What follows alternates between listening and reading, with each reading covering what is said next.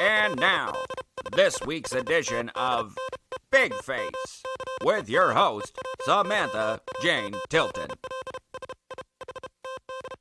Hey everybody, welcome to Big Face. I'm your host, Sammy Jane, and my guest today, Chuck Staton. Yes. I cannot call you one thing yet, so I'm actually going to read this because he is unbelievably does so many more things than I could have imagined. So Chuck is a comedian and a filmmaker. He does the Chuck and Brad podcast that they also do live with the same Brad from the podcast. Yep. You do film work for the Tell 'em Steve Dave podcast.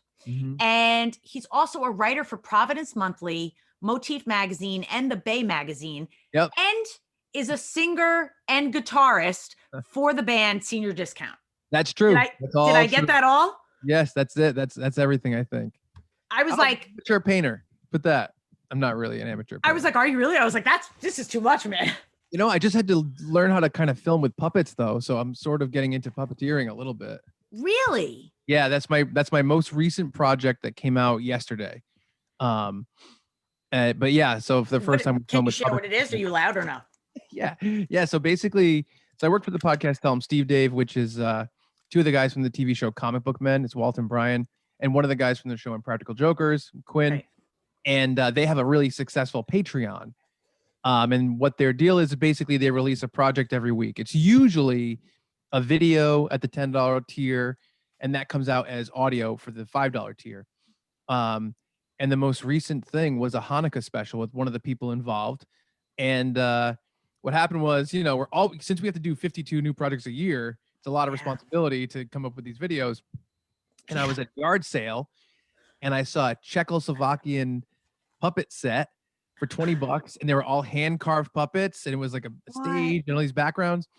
And I texted Walt, and I'm like, let's get this, and we'll do a project with it. And my pitch originally, I think, was a few of them come up with their own versions of stories, but he settled on one story. And so I went up and I filmed a couple of things with them like 2 weeks ago, and then I had to come home with the puppet set and film. Like basically, one of the guys was tasked with writing a traditional fairy tale for Hanukkah. Okay. So I had to come home, set up the stage.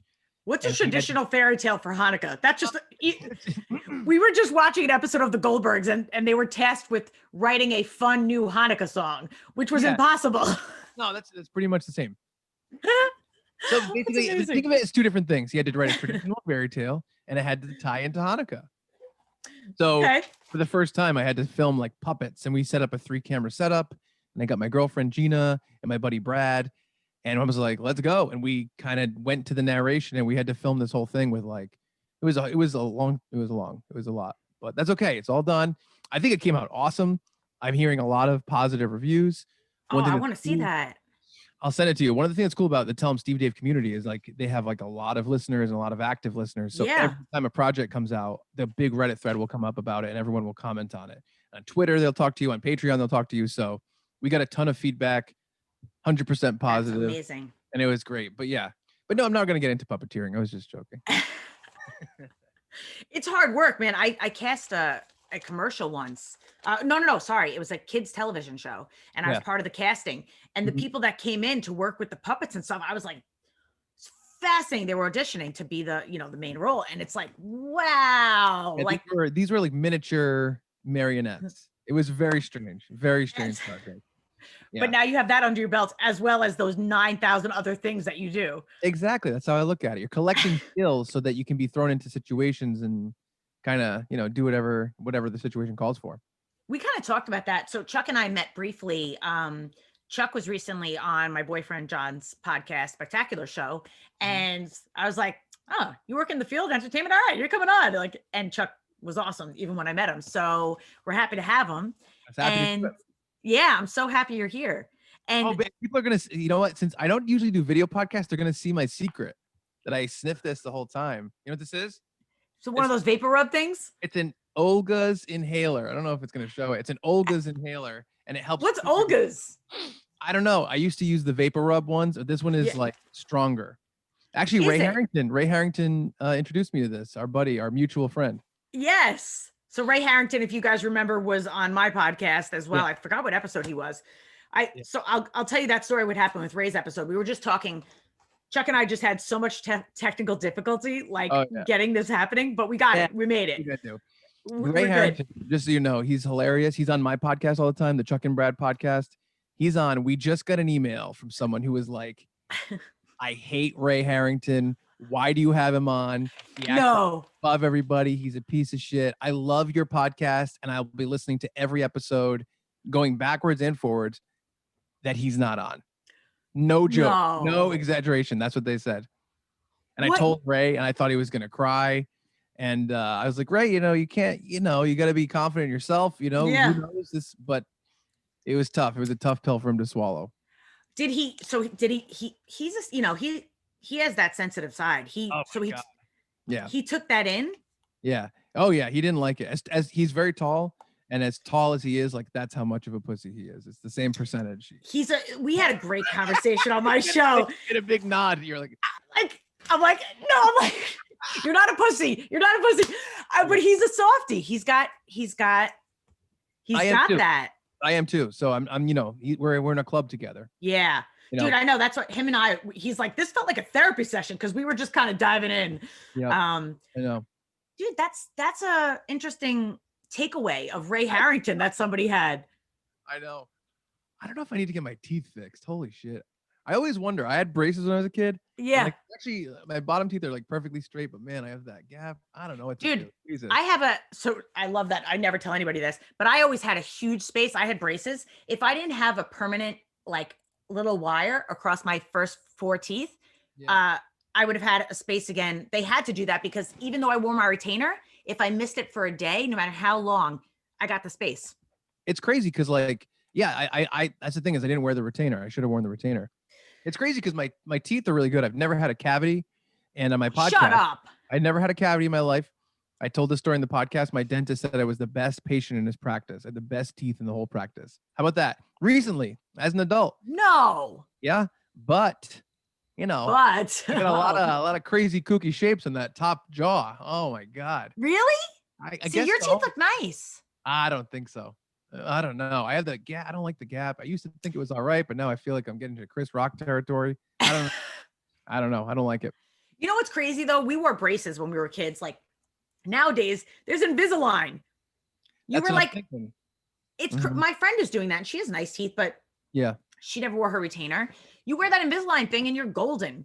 Yeah, I know. But by the way, does everyone who's watching this like my background? It's a discarded laptop bag, like a Rode mixing board box. That's obviously I grabbed it in a hurry, in haste, and just like a blue room with a black square behind my black hair, kind of like a weird pilgrim hat a little bit. I'm not gonna lie, I do like your setup actually. Especially when you got up, you couldn't hear me before when we were testing stuff, but I was like, I like your chair. I love your chair. Oh yeah, this so at my parents' house, because my house, right, a long time ago, I had a house fire, burned down. Right. Oh damn. I rebuilt it, but I rebuilt this big open floor plan, which is awesome. Except my office is in my living room. And so doing Skype and Zoom, which I really didn't do until the coronavirus. Right. It's just so open that other people, my dog, all these people in my house. So it's like, I can't do it there. So I got to come to my parents' house up the street and do it here. There's no like off the side room or anything. It's pretty all open. No, we have an open living room, which goes to an open kitchen. Got it. Which is like a dining room as well. Then That's upstairs, so nice. There's 3 bedrooms, and downstairs is a bathroom, another bathroom upstairs. But yeah, no private rooms. I can go in my bed and do it, but I would just slide and fall asleep. So I can't. I know John and I were doing his episodes the last couple of days for the 8 days of the Goldbergs, and like I started by laying, and I'm like, yeah, this isn't gonna work. Like, yeah, no, you can't do it. You can't lay. Is my cough? Wait, you blocked out. I was gonna say, does my cough button work? Oh, for sure. Okay, good, because I like to clear my throat a lot. That's really funny. It totally works. That just reminds me of Frasier. Oh, cough button is all Frasier. I wish I had a cough button. That's the only thing I wish the Zoom products had, was a cough button. But you have it if you use your mic. This is the Rodecaster. Oh, the Rodecaster. I'm using a Rodecaster Pro, they sent this to me, so I'm very thankful to Rode microphones. Wow, nice. But it's huge. It's very, very big. Has a big bulky block. the Zoom devices are as big as an old Yes. Game Boy, and you plug them in. You could have it in your pocket if you wanted to. No one would Yep. even know you're recording. The Rode is big, but it does have the cough button. That's pretty cool. And of course, I got confused. You're like the Zoom, and I'm like, I know. oh, but Zoom, you could just meet. I know. How did this happen? That I know. there was the Zoom audio devices, and then a company making audio FaceTime software for companies like, let's call it Zoom 2. That won't confuse anybody. No, not at all. And especially that they're both technology. No, we're good to go. This is never going to get problematic. Yeah, so right. funny. Yeah. So wait, I can't even believe that. I'm still fascinated about the Ray email. Now I want to ask you. Can you see where this person is coming from at all? Is there an air that Ray has when he's on the show? Yeah. There's we got a combination of a couple of things going on. Yeah. One of them is that Ray really is a little dismissive, and he doesn't know that. I think that in his mind, if he sees this, he's gonna pout and he's gonna cry. But he thinks that his opinion is like ultimate. Like if he's like, you gotta watch this thing. You gotta watch this show. It's great. And you'll say to him, you gotta watch this TV show. You'll say it back to him and he'll go, no, I'm good. Like he'll say stuff like, oh, that would drive me nuts. He does that to me. He's done that. My brother does that. He's on an episode where we talk about Paranormal Activity. I'm like, oh man, I know it took the world by storm. So you thought like, oh, everyone's watching it, so whatever. I'm like, it's actually a really well done small indie film. Yeah. And he's like, no, I'm good. And you can't do that to him. I think he'd be like, what?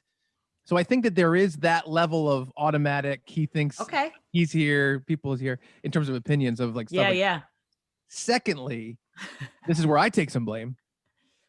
I put him in a corner and he knows it. He doesn't like it. I'll be like, hey, Ray, did you love the new Avengers movie? And he hates that I say that because if he didn't love it, then it sounds like he doesn't like it. He'll be like, no, I didn't love it. I thought it was pretty good. And I'll be like, well, why didn't you love it? And he doesn't like being put in that corner. He's told me that. So those two things working together, they make him seem a little bit dismissive. But you continuously do it on purpose? You know what? It's not artificial. It's funny because I think about like my voice when we podcast, what I bring to the table. And I just feel like maybe I'm bipolar. I don't know, but I feel so in touch with things that make me happy. I'm so much more excited. Like when they announced they were going to make they were going to redo the DuckTales video game from the 80s. I teared up. They are? They did. They did a couple of years ago. I didn't know that. John must know that. He definitely knows it. I teared up when that happened. When I found out that news, I teared up because I got so excited. And I think that I'm in touch with this childlike exuberance for movies and games and TV and comic books. And all these different things. And I'm so excited. So I'm on the podcast every week. And I'm like, oh my God, I can't believe they announced this. They're gonna remake Saw starring Samuel Jackson and Chris Rock, which is true. They're remaking Saw with Samuel Jackson and Chris Rock. From the book of Saw. And I'll be all excited. I'll be so excited. And my podcast partner, Brad, is a little bit more like, okay. Like he's a little bit more laid back. Subdued, and so automatically I'm excited. I'm very excitable. I'm like, oh, I love Jurassic World. Do you see the ending where the raptor and the T-Rex teamed up and they killed the new dinosaur? And Ray is like a lot more hard to please and a little jaded. And so when I put him in that corner, it's not because I'm like, oh, I'm going to jab him in the corner. It's because I come from a place where I'm like, did you love the new Avengers movie? Because I love the new Avengers movie. Right. So you're in your path. And so it's not about putting him in a corner. It's about you being in your corner fully. Exactly. It's just that my corner takes up so much of the room that there's only a little tiny corner left for Ray. So he has to be there. It's my fault. You know what? It makes for interesting podcast. Look, you got a really, really nasty email about Ray. So he hated it. Oh, did he hate it? That's tough.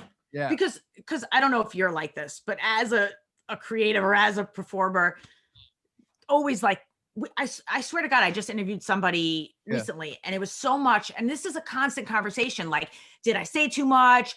How did that look?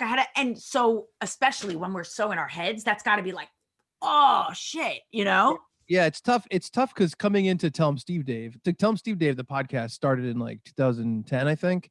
And they have like 100,000 listeners, something like that. Wow. And so coming into that, I was on the show a couple of years ago for the first time when I was first working with the guys. And right away, you get so much more feedback. And no one's ever been really critical of my film work that I do for them. But when I'm on the podcast sometimes, or when I've done stuff with them, people have come at me. I've gotten pages of personal messages, like DMs, of like I interviewed Walt from the show one time. He was on my podcast. I got pages of DMs from a guy who was like, "Why didn't you come at him with any hard questions? Why didn't you challenge him with this? You should have done this." And people like saying I'm a dick. There's been a lot of critical comments about me on their Reddit specifically. So it's a little bit tough. It's tough times.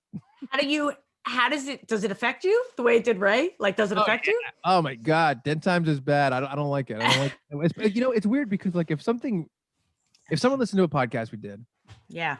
And I messed up or something got messed up and there was an audio quality issue or there was this, I'm totally down for constructive criticism.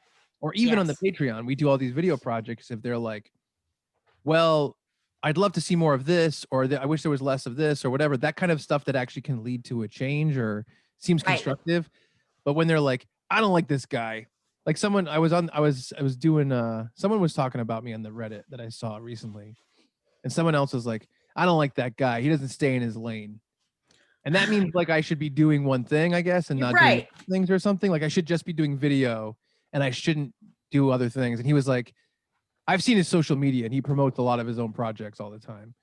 And I was like, what the fuck are you talking about? Like, that's what it's for. What do you? Yeah. What do you? It was so, and I commented back to the guy and I challenged him and he of course had nothing to say, but yeah, that kind of stuff bothers me a lot. I can't get out of my head about it. I hate it when people are criticizing me, when people don't like me. I want to write them a 10-page email. I want to explain to them why they should. Yeah, I have two feelings. Kind of, I want to like grab him in a headlock and like give him some quick jabs to the nose, and some to the teeth. Straight up. Teeth look like mine. But I also then take him and be like, well, here's who I am. I want to spend a great day with him and show him all the things that I love and make him fall in love with me as a human. I don't know what to do with it. But that's it.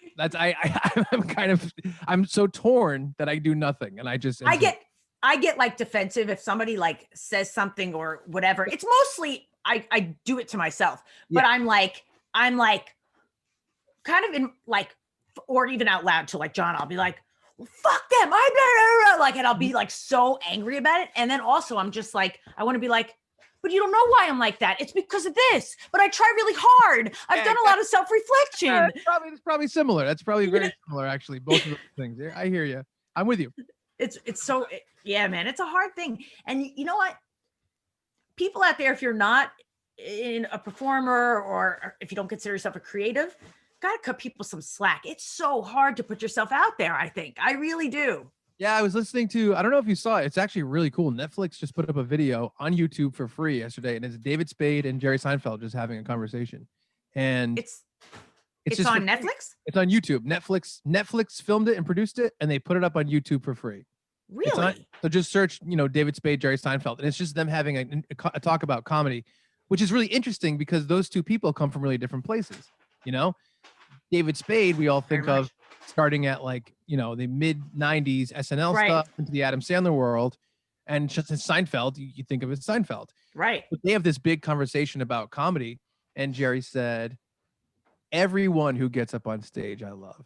Everyone who gives it a shot, I love. Like, we can make fun of people. That's fun. You joke around, whatever. He goes, but everyone who gives it a shot, I love. And that's how you should feel, I think. That's well said. Really well said. Don't say to me, tweet at Jerry. That's what up, Jerry? Credit for that. I got you. Well, I don't want to do that. I have another idea. I have an idea. It's a show about nothing. Listen, it's really, really good. Wow, you're on it, man. Yeah, right. No, it's funny. I agree with him though. Yeah, because dude, even when somebody sucks, if they audition for me, like I'm like, first of all, they may not always suck. Like anything you're doing is in some phase of your development, whether it's the beginning or close to the end. So you don't know. And also, hell yeah, the fact that you came in and like, even if you were shitting your pants, you did it. That's a lot of people make fun of people for doing things because they don't have the balls to do it themselves. I think so too. I mean, that's a big part of it that makes me a little bit like salty, is where you want to say like, well, could you, if someone's criticizing you when you actually do something, it's like, well, how have you put yourself out there? How have you applied yourself to something And are you incapable of that? And that's kind of a big question that, you know, it almost seems too deep and too mean to come back at someone with. But I think that that's at the root of a lot of this, like, very aggressive criticism. When someone comes at someone who's doing something, it's a little tough. And that's actually what, with the guy that DM'd me like a page of his feelings. Yeah.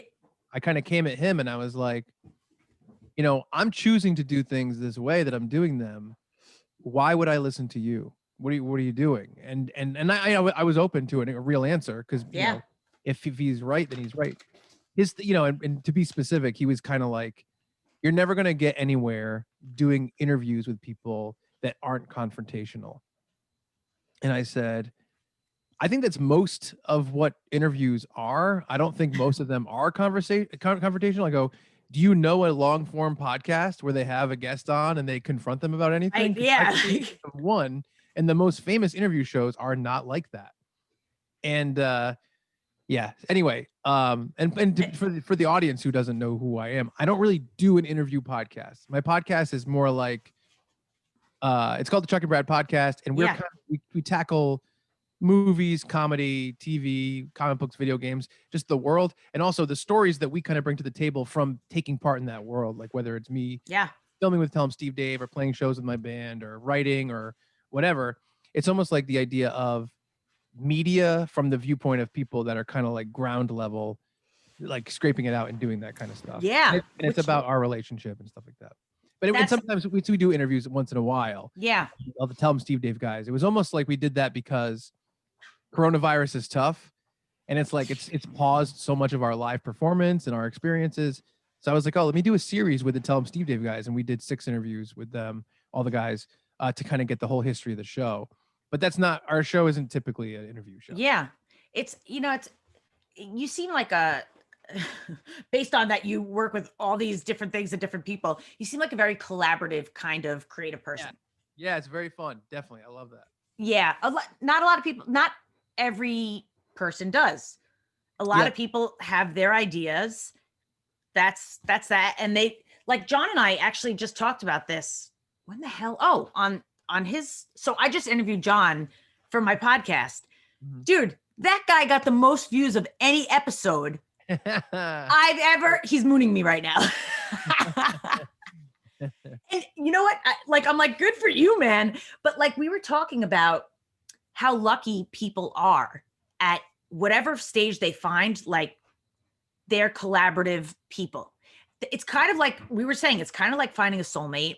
It's kind of like finding the love of your life. Like you click with people or you don't. And when you find people that you click with and it's collaboration and it's not ego, it's the best. Yeah, it's really tough. It's really tough. I mean, I definitely am someone who I wish could delegate more, but totally. I mean, me and my buddy Brad, we do the podcast.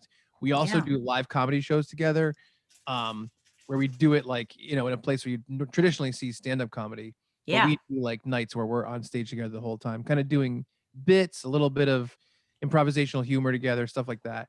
And he's one of those people for me, certainly. But then when it comes down to like the nitty gritty technical stuff, I definitely micromanager. I feel bad about it, but that's do you seem like you're aware. I don't know if you make the changes to change those things. Some might be easier to make changes for than others, I'm assuming. Yeah, exactly. I mean, it's tough too, because, you know, like when you're doing like video production work, there's a lot of technical aspects to it. So like when I do the work for Tell 'em Steve Dave, it's really, I was going to ask you. So when I go do it, it's really, to be honest, I'm going to film something about doing it, because we've never really done anything about the behind the scenes, and they're about to move the store. So where we film is where the show Comic Book Man was filmed, which is Kevin Smith's comic book store, Jay and Silent Bob's Secret Stash. The last day that location is open is December 27th. So I'll be up there. Damn, that's so soon. Yeah. I'll be up there, and what I do is I drive up from Rhode Island. I am in charge of lights. I'm in charge of usually 3 cameras, and I'm in charge of mixing the audio for the whole shoot by myself. It's usually just me. Once in a while, man. When we need moving cameras, when we need a couple moving cameras, then we have another guy come in. But a lot of times it's just me running 3 cameras, mixing the audio, doing the lights, everything, and setting up from nothing. I go into the middle of the comic book store and I start setting up an hour before they close. And then we film when they close and I break everything down. That could be setting up a green screen, setting up all the lights, whatever it is. But on the back end, then you're taking all the video and you're syncing it, and you're taking the audio and you're syncing it, and you're making these cuts that are very general. And then I put all these overlays on it, and all those cuts change. And there's a lot of, if you're making it from the second you start until the second you're done by yourself, it's so much work. Oh, it is so much work. Yeah. Like, for those of you that don't know any of that lingo, just know that that is an insane amount of work for one person. Yeah, it really is. So I try to delegate some of the stuff that's more technical, like my buddy B-Lau. His name is Brian. I call him B-Lau, like J-Lo. And he'll often do my sync for me. So I'll send him the video and I'll send the audio, and he'll send me back a project that's all synced and all, so I can just kind of start editing with everything lined up already, and that'll be helpful. But there's even more stuff that I could do. Like if I had like an assistant, I used to have an assistant, now I don't. I could be like, I need all these different media clips and stuff like that, but I'm doing that 100% alone now, and I always have been. My assistant never helped me with that stuff. She would just help with email stuff. But but I wish I could delegate more. If I went to go work on a TV show, then I would be put into a specific department, and my responsibilities would be cut into like fifths. You know what I mean? But for now, I'm doing everything by myself. How did you learn how to do all of the stuff that you do? Specifically, video equipment, filmmaking, that stuff. Did you go to school for that? The answer is that I tell people yes on my resume, and the truth is no, because I have a film degree from Rhode Island College. However, their film degree was 100% history and theory. There was no hands-on film production. So I do have the degree. I did go to school. I have all that stuff. I'm putting a true fact on my resume. Yeah. But they didn't teach me how to do any of the actual video production work. The way I did it was when I was young, like 7th grade, 11, 12, we found a video camera. My buddy, I had a buddy who was, you ever have the bad friend? He's a bad guy. And your mom I had so many. I don't like that guy. Way too many. This guy was a real scumbag at 11 years old. And his family, I don't want to say too much, but, let's just say their last name could have been scumbag. And his dad ran a limousine service, and someone left a video camera in the back seat. And so we started filming with the video camera, but it would just be like one take. We'd like take our favorite songs and we'd like dance in front of the camera and film it. And eventually that became slowly like, oh, let's film a little action, like a little video with like me and a couple of my friends. And we're just going to do like dumb action stuff. Like I'm going to throw you out the window and it's going to be a dummy falling out the window, stuff like that. Right. Yes. Got into that. Eventually, I had my backyard wrestling phase when I was a young teenager. As we all do. You know what though? It was mostly comedy. It wasn't like you see backyard wrestling now and they're breaking like glass over each other's faces and carving into each other's heads with like screwdrivers. Like that's not good stuff. Very little screwdriver carving. It was mostly like jokes. I remember in one of my matches, I picked out a lemon and I put my fingers in it and I poked the other guy in the eyes. And so we started filming that kind of stuff. And then what really kind of pushed it over the edge was, I was doing the short skit stuff and I was doing the wrestling. And when we started my band Senior Discount in about 2004. Okay. And I was like, Yes. And I was like, how do we stand out from other bands? Let's make comedy videos. We got this big opportunity to play a venue that held 2,000 people. But the responsibility was on us to sell 125 tickets. I said, how are we going to get to people? Let's make a 5-minute video that's basically, here are the reasons you're going to tell us you can't come to the show, and we're going to knock them all down, right? Now, this is before a YouTube boom, However many users YouTube has now, they had 1/1000th of as many as that time. I think YouTube started like around 2004. So we were just hosting these video files on our website. We had to buy a server, buy a website, tell people to go to our website address and watch the video. Wow. And people really reacted to it. We sold all the tickets. We played the show. We started doing videos. And between 2004 and let's say 2015-ish, maybe 16 or 17, I guess. No, probably 15-ish. We did about 65 of these videos, over the course of like, let's call it, let's call it, yeah. So let's call it 11 years. So around, yeah, an average of like 6 or 7 videos a year. Sure. Yeah. So wow. They kept getting more and more complicated as time went on.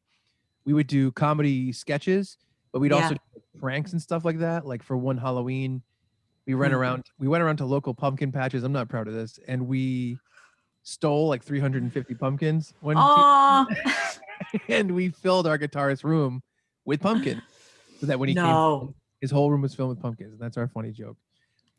We put it in his room for Thanksgiving. We did a lot of funny stuff. We came out with a documentary about the band that was really closer to like a Jackass movie with a lot of stunts. I got arrested in it. Oh yeah. What is this called and where can I see it? I'm trying to get it wiped from the face of the earth, but I got arrested in it, and we won best documentary. We won best comedy at a film festival for it. So when you have a documentary that wins best comedy, you get something special. Seriously. But we were doing that. Eventually, what happened was, and so just from doing that and saying every time we film, we're going to film something that's 10% out of our comfort zone and figure it out. 10%, 10%, 10%. By the time it got to be 2016-ish, I had done so much filming. We had filmed my band live, all this different stuff. I saw that Tell 'em Steve Dave, the podcast, was doing a show at the Gramercy Theater in New York City. And they never do live shows. Walt hates to do live shows. And people were flying in from England for this. So I looked and I looked and I looked. I finally found Quinn's manager's email. And I said, I want to come film you guys live at New York, in Gramercy Theater in New York. And last minute, they hired me to come out. So I got my buddy Brad for my podcast, my girlfriend Gina, obviously my few people that help. And we filmed it with the three camera angles at the Gramercy Theater. I edited it and we put it out as a Blu-ray. And that's how I started working with them. But by then, I had done enough stuff where I could kind of take that on without any formal training. I just kind of learned, and that's how it's been. But also on top of that, I had to make a lot of flyers over the years with Photoshop for my band. Yeah. Because if you're not going to do it, who's going to do it? Yep. And we don't have any money, so we're not going to pay someone to do it. Right. So all that stuff kind of helped me learn as well. And now, since I started working with Tell 'em Steve Dave in 2016-ish, I've probably done like 70 videos with them. And they're long form, and the demand for the content to be high quality is really high. So I continue to learn every project. So like, let's say I've done, 150-ish film projects total by now. It's just kind of you're forced to learn as you go, I think. Wow. Talk about being a go-getter, man. Like, get it, like, and that's bold. That's bold, man, to be like, we want to film this. Like, way to go after it. And, we spoke briefly when you were talking to John and like, about like, you started emailing people like, I'm available for work. I do this. And like, people didn't get back to you. It could be like a year. You kept emailing. Like you kept. I still do that. Yeah. I don't know if honestly, I just got an email from the director. You can't see it. It's the director of the TV show Comic Book Man, who is he's like a serious like industry guy in reality TV. He's working on the History Channel right now. We just met. I love this guy. This guy's name is Brian Nichelle. I love this guy. See, to me, I clicked with this guy, and he's one of the people that you meet and you immediately feel kinship with. But we started filming a show for Patreon, just them, the guys, Tell 'em Steve Dave, bringing him in to do a show about the behind the scenes of the TV show Comic Book Man. Every episode, they take an episode, they talk about all the behind the scenes. And this guy, he has been one of the nicest guys in the whole world to me. And he's one of those people that's like, dude, I'm so impressed with what you've done. I'm so impressed with what you do by yourself. I'm going to help you. Like, I'm going to help you break into the industry. And like, he's been like super, super nice to me. And, but yeah, so this kind of relationship, this guy's nice.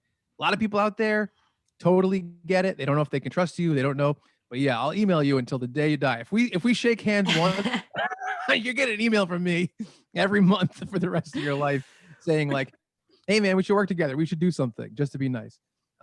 Yeah, that's kind of been my MO. And I think it probably started with the band because it was about clubs and venues and bands that you're trying to open for the band. You're trying to play the clubs for the first time. and you have to be the person who's there when they need someone. In other words, this is how I think of it. Every time, if there's someone who seriously works in some entertainment industry, whether it's music, film, TV, whatever, at some point they're going to say, oh crap, last minute, we need a guy who can do this. And if they think that, and right then you emailed them and you're capable of doing it, you're the person that's getting that job because they're going to be able to check that off the list and it's not a problem for them. Right? So the only way to do that is to email them every minute of every day. But seriously, it's that kind of thing where it's like, you got to be the one who's constantly there. So you got to ride this line of being like, I'm constantly here and I can help, but I'm trying not to bother you too much. Right. It's really tough. It's tough. It's walking that line, because that's like, I swear to God, I've said this recently. I read this book once, and it talks all about like that. A lot of people that are successful, it's not so much that they're more talented than anybody else, but that they have audacity. And so like, that's what that kind of means to me. And for me, it's that line of like, being bold and being audacious, and also feeling annoying and like, don't want to. And it's like, it's hard.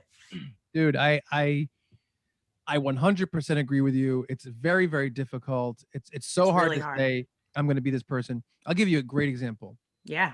I always wanted to work with Kevin Smith, the director. And that's like, since I was like, since I started making films, I was very influenced by Kevin Smith when I was like 14, 15.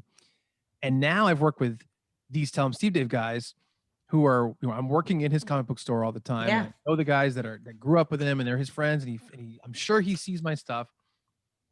I know who the head of his company is. So I reach out to her and I'm like, hey, well, I just want to let you know I'm around. I can help out. Yeah. 6 months later, reach out to her. Blah, blah, blah, blah. Nothing. 6 months later, reach out to her. Nothing. 6 months later. It's going on years, right? This time, COVID, Kevin's coming to Jersey. This is 2 months ago. He's doing a drive-in show. Reach out again. I want to help out film this drive-in show. I want to figure it out. She writes me back. Can you be on a phone call in 10 minutes? That's the first time she answered me in years of writing. And she's like, now, sure. Well, so basically they needed someone. Right. They know that I work with people that they trust. Right. And you know, in her defense, it's like they're usually in LA like almost all the time. Yeah. But whatever the circumstances for this specific thing, they needed someone that maybe fit into my skill level, or my skill set, I should say. Yeah. And they said, all right, this guy reached out at the right time. Let's see what happens. And that was the first time I got hired to work for Kevin Smith. Wow. Mm-hmm. And here's my other key. Whatever they ask you to do it. And then do something fucking way, way, way more than they asked. So they're like, we need you to run one camera. Yeah. This drive-in event to run the signal to the drive-in and show the cars on the screen, the cars that are there. It's a screen of Kevin and Jay and Silent Bob. It's for the podcast Jay and Silent Bob Get Old. Right. Okay. Set up all my lights, figure out the stage setup. No one from Kevin's camp is there. I'm figuring out everything beforehand. They're like, we're just going to show up and come out and come on. I'm like, okay, set everything up. Then I sent them the setup and they're like, well, why do you have 3 cameras set up? And I'm like, I'm going to film it for a 3-camera shoot. I'm going to put together an edit for it. And I'm going to give it to you guys. You guys do whatever you want with it. And they're like, that's amazing. And so then they hired me to edit that. And now it's a special that they have up on Kevin's website. And so if I had just done what they ask, that would be done. Now it's like, oh, wow, this guy can really take initiative. This guy can really bring some new value to the table, and he can be trusted to do stuff on his own. Because people who are truly busy and truly successful, they have too much going on to really handle all of it. So they want to have people that they can trust to do great stuff and make decisions and do things for them like that. Yep. So that's what I want it to be. That's,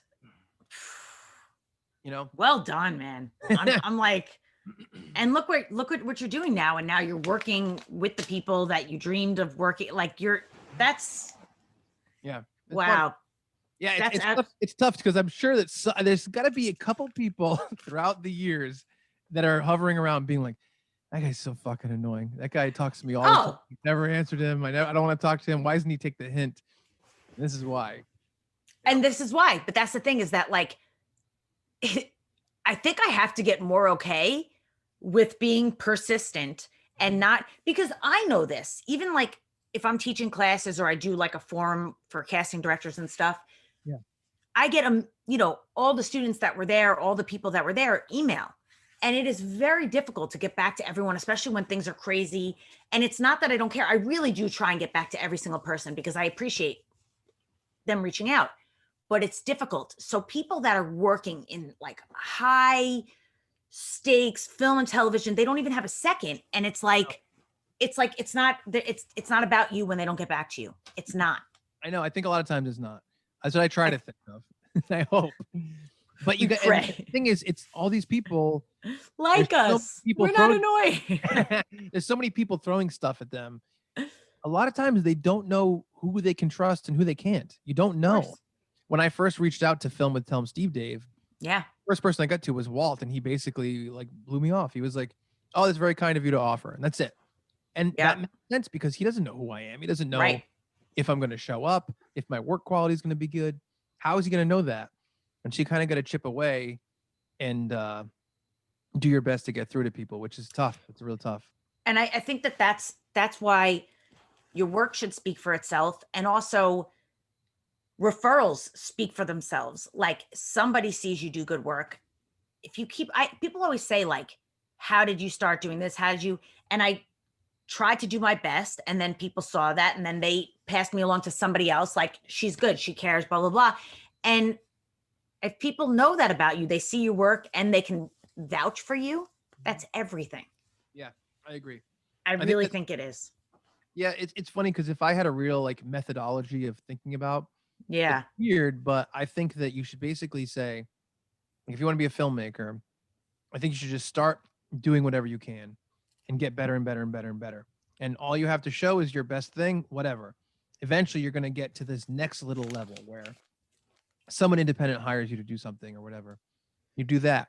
And you almost have to be, it's like you want to be trusted by the person who's 10% of a step up from the last person or something like that. Yeah. Some small incremental step.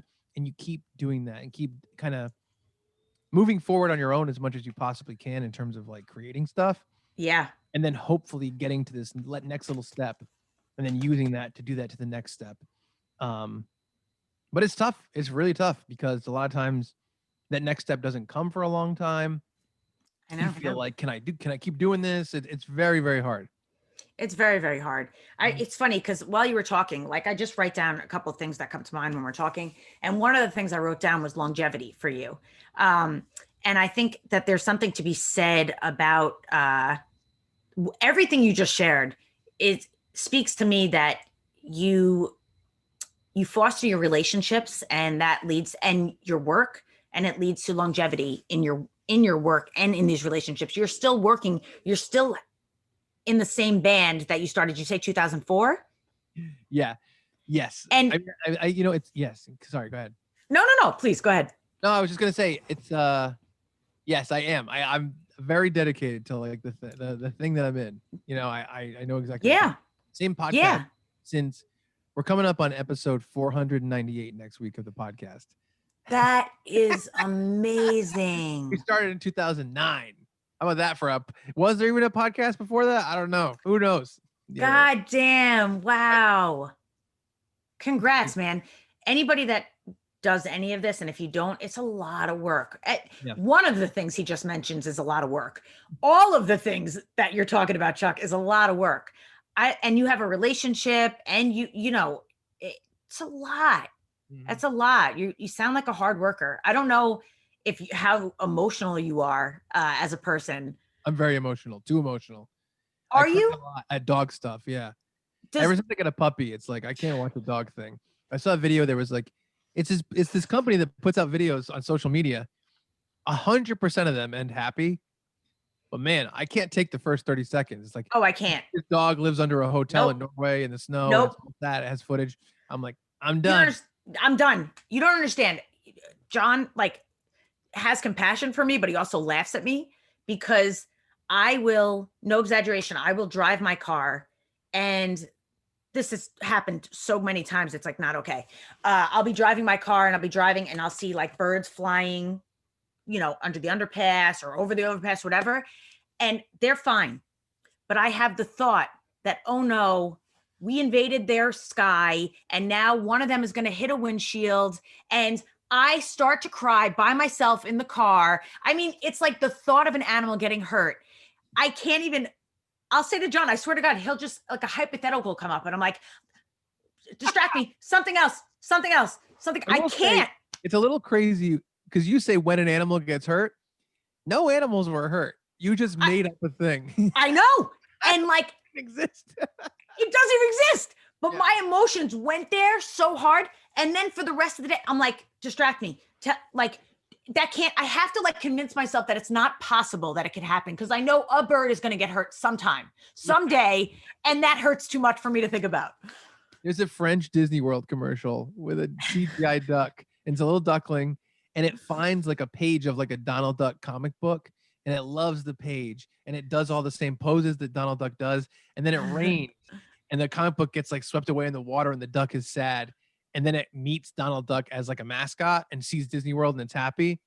I tear up every time I watch that commercial. I'm getting a little bit misty. I need to see this commercial, but I'm like, at the same time, it floated away. It went away. That's like, I'm done. I'm dead. I'm heartbroken. Yeah. So I'm very emotional, too emotional. So how do you, because that's, for me, I feel like that affects my productivity. Really? I do. I feel like I am so sensitive, so passionate. I care so much, but it's like, I'm so affected. Not in my acting. That's a good thing. Like you should be affected in what you're talking about, but like, I'm just so sensitive. I feel like I'm so sensitive that like all the time something can make me sad or make me mad or give me some kind of negative emotion. And the work I have to do is what pulls me away from those emotions. So I'll be like, oh, I have a deadline tomorrow of working on this video and it's going to take another 7 hours to finish it. So I got to shut this off and I got to go to work, and it helps me get away from it. See, I'm the same way, because when I'm in a space in my head, whenever I book a job, it's like, even if I'm dreading it, like, oh, I don't feel like talking. I don't feel like, as soon as I'm in it, as soon as I have to be there, I'm out. I am completely into whatever I'm working on. And it's like, it's such a savior. Yeah. I feel that's how I feel. I get affected by it, which is why, like, a lot of the time, like, you know, with all doing all this stuff, a lot of times, like go for like, honestly, sometimes it'll be like weeks or even months where it's like every day, all day is scheduled. Hard. It's slowed down since coronavirus started, but that has happened to me. And I think I was talking to my buddy Brad. Actually, our 2 most recent episodes were about our Christmas history and everything we've done creatively for Christmas, because my band has recorded a Christmas medley. We've played a lot of Christmas shows. Brad and I do a live comedy show every year called Chuck and Brad's Best Christmas Show Ever. It's very. I'm totally gonna listen. It's the comedy show we do. So we go. Have you been to the Comedy Connection in Rhode Island? Yeah. I know John has been there. I think that's where I saw him perform. Okay. Yeah. So yes. So we go there. We have a night where we host for Christmas, and we'll come up with like 3 segments, or 4 throughout the night. But there'll be a running story. Like for the first one, it was like, in my fictionalized characters, I think we can put on the best Christmas show ever. Brad thinks we can't. And we have this big thing called the Christmas rule book. We really expect the audience to go along with us with this. And it says, if you put on the best Christmas show ever, then Santa Claus's personal choir will show up at the end and sing. Right.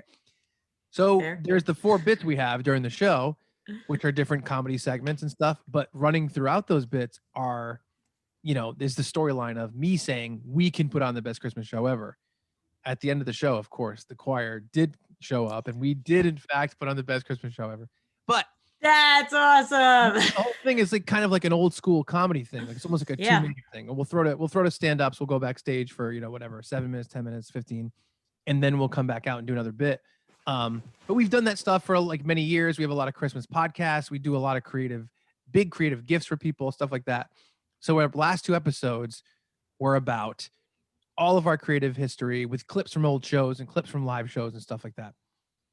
And I said to him, what is the percentage that you want between go, go, go and downtime? Because I'm worried as I get older that the percentage I want is 100% go, go, go and 0 downtime. And I crave the downtime. And then I sit down and I feel guilty about it, and I'd rather not stay in it, and I'd rather get back to work. It's the balance, man. The too much down is not good for me. And I would be go, go, go. Like I used to book castings. It could be, and those days are really long. Like, you know how this stuff works. And it would be days. And I would so look forward to the one day because, but that it's one day. That's when you have to clean and do laundry and food shop. So it's not even actually a day. So it's like, I need some days, but I love video games. I mean, I was just on John's podcast, right? Yeah. I want to play Red Dead Redemption 2. I want to play the new Spider-Man for PS4. Yeah. I can't do it. I sit down and like, I can put time into my relationship with my girlfriend. Yeah. That feels constructive, productive, and a good thing to do. Me by myself, absolutely not. It feels like I cannot read a book. I can't read a comic book. I can't play video games because it's just for me and I should be doing something more responsible. It's a problem. You know what though? But like, it's so interesting because like, there's that whole, like, if you don't take care of yourself, you're not good for anybody else. And so like, if you don't fill your well with whatever things that bring you joy, that you can't give as much to all of the projects you do, to the people that you were with, in my opinion. That may not be true. I know. I agree. I blew off my therapist twice recently in September, and I haven't talked to her since September. I don't know if we're in a fight or whatever, but I know it's on you to reach out. It's on you. I think it is. I think you're right. Trust me, I've been in therapy many a years. Yeah, I know. I think I should. I know. I think I feel guilty. Yeah, but you know what? It's so, God, not to get on a whole other thing, but in therapy, I realized and I've learned that, and I learned this from the best therapist in the entire world, and he passed away last year, but he was my therapist for many years, like way over 10 years. Wow. That's really tough. I'm sorry to hear that. Thank you. But he was, that's going to be crazy if you lose a therapist. So did you start over with a new therapist? Yes, I did. I have a new therapist. Nobody will ever be Norm. That guy, not only was he the best therapist in the world, he went to psychoanalytic school and he was so good, but so much what's important with a therapist, if you don't know this, is the connection you have and how you can, and the relationship itself. So all problems that arise, I think, within us and in the world can be worked out in the relationship with your therapist. Like I learned how to be angry there. I used to walk around smiley all the time and no. And he'd be like, are you mad at me? Are you mad about this? And I'd be like, no. And then finally, after years, he's like, your therapy is only going to go so far until you can get angry here. He unleashed a thing because then I was like, can you shut up? Can you shut up? That's so annoying. I don't say that too much to my therapist, but I hear what you're saying. It was, I swear to God that going through that. So it's so much gets worked through for us. If we can speak up, if we can take an action for ourselves in that relationship, we can start to bring it out to the rest of the world. Right. I agree with that 100%. It's tough. Yeah. It's really tough. I got to go back and talk to her, Jessica. Yeah. Try and commit to yourself that you'll make the call or the text or have it. I will. It's tough. I've had a busy few months, but I know. back and forth to Jersey. I went back and forth 3 times in October. I know. And I went to Austin in November, or maybe that was still in October too. I don't know. Anyway, yeah, it's tough. Yeah, trust me, I get it. It's really hard, and this time makes it even harder. You know what's funny is that from when I met you. Mm-hmm. I totally thought that you were going to be like a more subdued, kind of shy, quiet person. Wow. Yeah. You are so not. Yeah, I'm not really, no. I mean, I might be in public. Like if we met at a party, I might be shy or preoccupied. But if I'm sitting down to talk about stuff I care about, I'm not. It's really cool. It's really, really cool. You're very passionate about everything you talk about. It's really easy to talk to you, which is so nice. Thank you. I appreciate that. I think I have some kind of issue with, like I said, the over exuberance. There's definitely an imbalance somewhere. And I figured out how to maximize some positives. Haven't figured out how to kick those negatives though. So, you know. I know, dude, I know, which is partly why we do, like why you keep moving. Because you're trying to, dude, we're complicated. Yeah. Dude, there's so much that we can talk about, and we'll have to do this again. But there is this part of my show that is called the feather in your cap. Okay. And by feather in your cap, I Columbus called mean, that macaroni. You hear that story? what? Don't you know that song? He stuck a feather in his cap and he called it macaroni. Called it macaroni. Oh my God, that's really funny. No, that was Yankee Doodle Dandy. It wasn't Columbus. We hate Columbus Wait, now, right? Do we hate Columbus? everybody hates Columbus, apparently. Yeah, That's he's a terrible. Yeah, I hate him. I don't know. I like Squanto. Is Squanto friends with Columbus? Was he friends? I don't think so. what was I watching? What's that? Were they around the same time, Squanto and Columbus? You're asking like probably, but you're asking like the worst 1492? person. Yeah. I just Columbus asked. the first Thanksgiving. He might have been. I think he knitted an AIDS blanket himself. I think he knitted the biggest one. That's why we hate him. I would use one of those AIDS blankets to pull down the statue. I would do that. Yeah. Take that, Columbus. Oh my God. I'm not proving to you. What was I watching where they like attacked the statue? What show is it? Dude.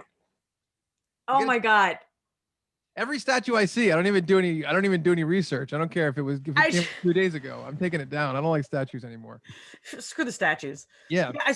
I was just trying to figure out if there is a way, like a book I could read that would teach me everything that I never learned in school, because I learned nothing because I was who's good and who's bad. Do we like Squanto? Right. Like I need a book. And my brother told me about this book a million years ago called Bill Bryson's A History about like nearly everything, or I forget. And I'm like, maybe that will help me know stuff in the world, because I don't know anything. I like learning about stuff. I just found the story of Rudolph today. I just heard that for the first time. For the first time ever? Not the song, the actual story of the creation of Rudolph, the character. Where'd he come from? Oh, I don't. Really? Yeah, he was owned by a department building. They made him for advertising. They had someone come up with him for advertising. He was owned by a company. And guess what? When it was getting all famous, the guy who made him, he was all bankrupt because he was paying for a sick wife to be treated for cancer, and she died. And he went to the company. He said, "I created Rudolph for you. You legally own it. Can I have it back?" And they said, "You know what? Yeah, you can have it back. You have the rights to Rudolph." Just like the Chappelle Comedy Central thing going on right now. It's the same thing. It literally is the same thing, but a million years ago. Wow. Did you say I'm getting goosebumps? Yeah, I see. It's right. Chappelle is Rudolph. I've been saying it for years. Wow. It's like this. This is that's right. That's pretty amazing. I really thought you were screwing with me, and I thought you were like, oh, I don't know who Rudolph is. And I'm like, he's got a nose so bright. He rides the sleigh tonight. Come on. Yeah, that every reindeer should be female. No male reindeers have antlers during winter. So what's up with that, Rudolph? They don't? No. All right, you're blowing my mind. I'm just telling you the truth. I'm just telling you some facts. You want to know about Squanto? He facilitated the first Thanksgiving. He went to England. He was a slave. He came back. Everyone was too sick. All the pilgrims, they were sick because they never had been in a winter like this. And he said, "I'm going to help you. I'm going to help all you guys, even though you made me a slave in England." And they came back to health, and they had a big Thanksgiving. How about that? How do you know this stuff? Where do you learn? Can you give me the name of the book? I need it. I am so bad at history, but I love holidays, so I know all the holiday stuff. Rudolph, Squanto, that's it. Jack Skellington. It gave you antler information. I mean, we're winning here. We're winning. I'll go on and on about Thanksgiving. Oh my God, I love it. Oh my God. All right, you have to come on again. But I totally either I cut you off or you cut yourself off. Either way. Oh, it's my fault. No, it's fantastic. Feather in your cap. When I say that, I mean either something you've achieved, something you've learned, a piece of advice that you've been able to give to yourself, or that you could give to yourself in the future based on something you've learned. I wanted to know if you have something that you'd share. This is kind of an accomplishment. It's also a secret. I never said this before on anything. I'm honored. I've been in my band for a long time, still in the band.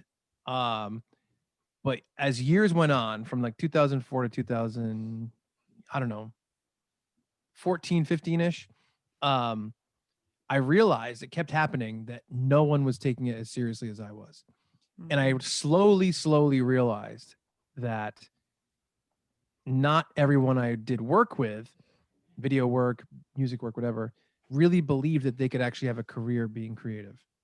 And as time went on, when we got to the point of 2016-ish, 2017, I kind of decided I was going to transition away from taking music so seriously and focus more on film work and comedy. And because that seemed like I could actually find people who believed that we could do a creative project or creative projects to make a living. And I was transitioning away from the band and taking it seriously.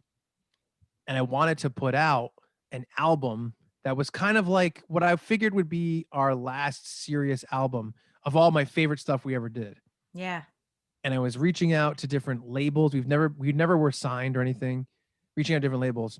And one of our bands that really inspired us and made us, believe in music is the band Less Than Jake. They're a punk ska band. Yeah. I grew up with that. And one of them had a label called Paper and Plastic Records. And I reached out to him just on a whim, because I reach out to people all the time. We've learned. He said that they would put out the album. And so when I was leaving, I'm ready to move on. We got signed to Paper and Plastic by one of the guys from Less Than Jake. And it was this huge moment where it's like the band achieved this thing. Yeah. And it was really weird and kind of vague behind the scenes, but it was all moving forward. And I'm like, you know what? This is going to be kind of we made it to me for the band. And I'm not going to acknowledge this to anyone that I'm kind of transitioning away from music and taking something else more seriously. I'm not going to say that, but I want to do the most we can with this album release. I want to get a lot of coverage. I want to play a big album release show. Yeah. I want to get a lot of stuff out of it. And in my head, it was almost like emotionally the goodbye to taking the band seriously. Yeah. Was getting to that benchmark. And I think that now, after that happened, if you say to me like, oh, tell me about your band, I could be like, we got signed by one of the guys from Less Than Jake to his record label. We were on Paper and Plastic. Fun was on Paper and Plastic. Anti-Flag was on Paper and Plastic. Like, we got signed to that label. Yeah. We did an album with them. We have, if you Google our band name, like, we have 1 million reviews. We have a million plays and all these different things now because of that. That's and amazing. I said that like basically that was when I was like emotionally like, okay, I'm stepping away from this a little bit. And then I was like, I have to kind of embrace it for one final point in time in my life. I had to get back into it, make the album art, do the masters on the album, do all the promotion work, do all the pushing, do all the press, play the shows, whatever. And that's like, if I didn't do that, I think I would feel really unfulfilled with the band. Yeah. But the fact that we got to that level, it was almost like I could relax and emotionally make that less of a thing in my life because of that. But I never said that to anybody before. Pretty weird. Wow. I'm so glad you shared that. Yeah. I mean, I've never said it before to anybody. But that is definitely weird. I'm proud of that. I'm proud of that.